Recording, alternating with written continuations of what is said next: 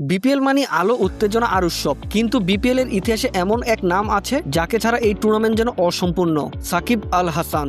Record আর পরিসংখ্যান বলছে তিনি বিপিএল এর ইতিহাসে সেরা ক্রিকেটার। তবুও অবাক করা বাস্তবতা, টানা 2 মৌসুম ধরে বিপিএল এর বাইরে সাকিব। কেন খেলছে না?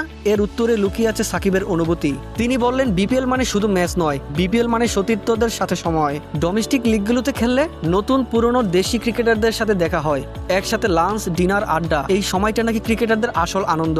ঢাকা প্রিমিয়ার লিগ হোক, ন্যাশনাল লিগ কিংবা বিপিএল, এই সময়গুলোতে দেশি ক্রিকেটারদের সাথে সবচেয়ে বেশি ইন্টারাকশন হয়। সবচেয়ে বেশি যে জিনিসটা মিস করেন সাকিব, তরুণ ক্রিকেটারদের পাশে থাকার সুযোগ। তিনি বললেন, অতীত, বর্তমান আর ভবিষ্যৎ ক্রিকেটারদের একটি মিলন মেলার জায়গা ছিল বিপিএল।